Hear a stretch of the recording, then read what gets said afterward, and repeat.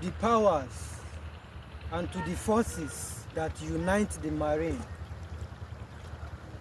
I hereby call upon the name of very dark black man, the voice of the voiceless, the eyes of the people, the man of the people, and the greatest man ever, Martin Vincent also, popularly known as very dark man.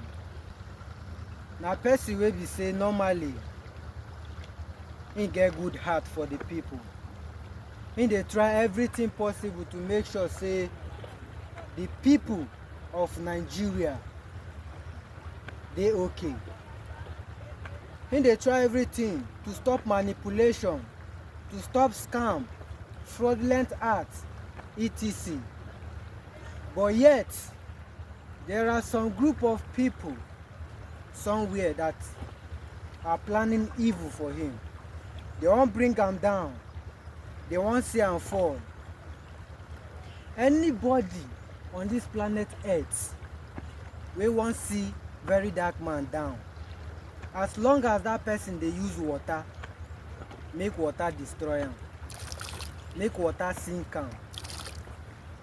As long as that person we get evil mind for where VDM they use this water.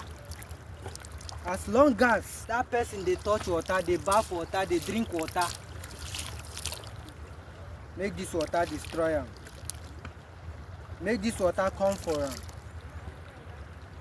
Wherever that person be it a spirit or a human being, we get evil hearts. I don't know them, but I believe the forces that the Marine contain know all of them. As long as that person is using this water, is touching this water or drinking this water, make the powers and the forces that unite the Marine come for them. Protect VDM, protect the voice of the voiceless, protect the man of the people for us. Protect him for us. Be it a politician, government personnel, individual, citizen of the country, we won't see VDM fall, that person go fall. That person, he no go ever for a life see VDM fall. And every of him plan no go come to pass. Protect VDM for us, the Marina. Protect VDM for us. Protect very dark black man for us. Protect him for us.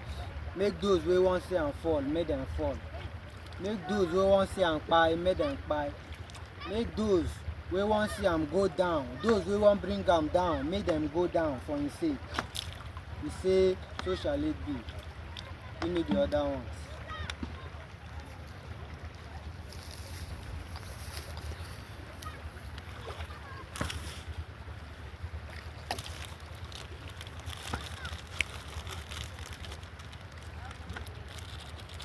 So, and I still give this as a Shaolin temple to the most senior men where they mount for here. I know say water gets plenty senior men, and I still give them this one. Make them use an La Vida for VDM's sake. Make them do alright. Those we want see VDM go down, make them go down.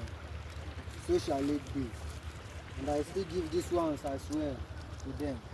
Make them enjoy. Enjoy. Protect VDM for us.